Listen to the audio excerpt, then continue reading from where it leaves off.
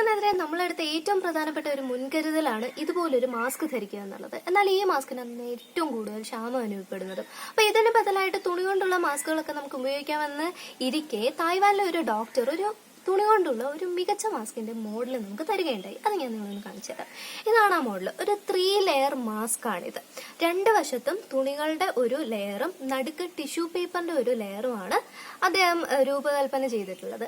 കാരണം എന്താണെന്ന് വെച്ചാൽ നമ്മൾ ഈ തുണികളുടെ ഉള്ള മാസ്ക് എന്ന് പറയുന്നത് കഴുകി ഉപയോഗിക്കാമെന്നല്ല പറയണേ. അപ്പൊ കഴിവും തോറും ഇത് തമ്മിലുള്ള ഇഴകൾ അകലുകയും അതുവഴി അണുക്കൾ കയറാനുള്ള ഒരു ചാൻസ് ഉണ്ടെന്നാണ് പറയുന്നത്. പക്ഷേ ഇവിടെ നടുക്കുള്ള ഈ ടിഷ്യൂ പേപ്പർ ഒരു എയർ ഫിൽട്ടർ പോലെ പ്രവർത്തിക്കും. ഇപ്പം ഈ ഒരു മാസ്കിലാണെങ്കിൽ നമ്മൾ ഒരു തവണ ഉപയോഗിച്ചതിന് ശേഷം ഇത് കഴുകുന്നതിന് മുമ്പ് ഈ ടിഷ്യൂ പേപ്പർ മാറ്റിയിട്ട് നമ്മളെടുത്ത് കഴുകാം.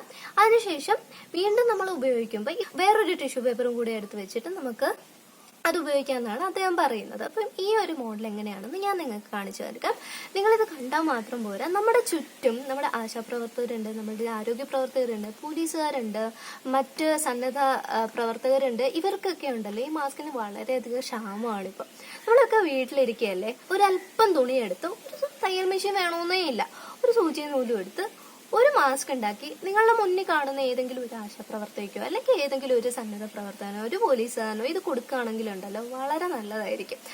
നമുക്ക് വീട്ടിലിരുന്ന് ഇതൊക്കെ ചെയ്യാൻ പറ്റും നമ്മുടെ നാടിന് വേണ്ടിയിട്ട്. So let's break the chain and make the world together. അപ്പോൾ ഈ മാസ്ക് ഉണ്ടാക്കാനായിട്ട് ആദ്യം ഒരു തുണി എടുക്കണം. 36x20 സെൻറ്റിമീറ്റർ തുണിയാണ് ഞാൻ എടുത്തിരിക്കുന്നത്. ഇതൊരല്പം വലിയ അളവാണ് കേട്ടോ. നിങ്ങൾക്ക് വേണമെങ്കിൽ കുറച്ച് ഒരു 2 സെൻറ്റിമീറ്റർ കുറച്ച് ചെയ്താൽ കുഞ്ഞു മുഖമുള്ളവർക്കൊക്കെ ആപ്റ്റ് ആവും. നിങ്ങളുടെ ഒരു യുക്തി അനുസരിച്ച് അളവെടുക്കുക. പിന്നെ ഈ തുണിയുടെ നീളം കൂടിയ ഭാഗത്തുനിന്ന് രണ്ടായിട്ട് മടക്കി രണ്ട് വശത്തും ഒരുപോലെ പ്ലീറ്റ്സ് ഇടണം. ഒരു 3 പ്ലീറ്റ്സ് ഒക്കെ മതിയാകും. ഇങ്ങനെ മടക്കുകളൊക്കെ ഇട്ടിട്ടൊന്ന് അയൺ ചെയ്യുകയാണെങ്കിൽ നല്ലതായിരിക്കും.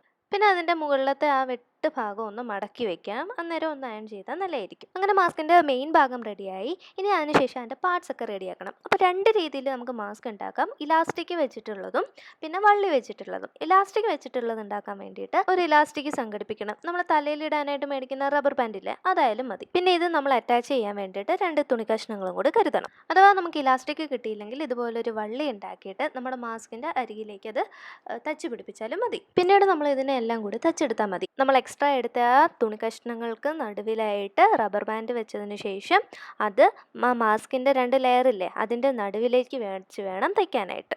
നമുക്ക് ലാസ്റ്റ് ഈ ഒരു രൂപത്തിൽ മാസ്ക് കിട്ടില്ല. നിങ്ങൾക്ക് മനസ്സിലായി കാണുമെന്ന് വിചാരിക്കുന്നു. അഥവാ എന്തെങ്കിലും ഡൗട്ട് ഉണ്ടെങ്കിൽ എനിക്കൊന്ന് മെസ്സേജ് അയച്ചാൽ മതി, ഞാൻ പറഞ്ഞുതരാം.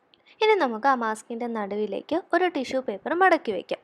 അപ്പോൾ ഇവിടെ ഒരു 3 ലെയർ മാസ്കിൻ്റെ ഗുണമാണ് നമുക്ക് കിട്ടുന്നത്. ഒരു തവണ ഉപയോഗിച്ച് നമ്മൾ ഈ ടിഷ്യൂ പേപ്പർ മാറ്റി കഴിയതിന് ശേഷം വീണ്ടും അടുത്ത തവണ മറ്റൊരു ടിഷ്യൂ പേപ്പർ വെച്ച് ഉപയോഗിക്കുകയാണെങ്കിൽ കൂടുതൽ സുരക്ഷ നമുക്ക് ഇതുവഴി ഉറപ്പാക്കാൻ കഴിയും. അപ്പോൾ നിങ്ങൾ എന്തായാലും ഒരു മാസ്കെങ്കിലും ഉണ്ടാക്കി നേരത്തെ പറഞ്ഞ ആർക്കെങ്കിലും കൊടുക്കൂ. എന്നും പറഞ്ഞ് മാസ്ക് കൊടുക്കാനായിട്ട് വീട്ടിന് വെളിയിൽ കറങ്ങി ഒന്നും നടക്കരുത് കേട്ടോ.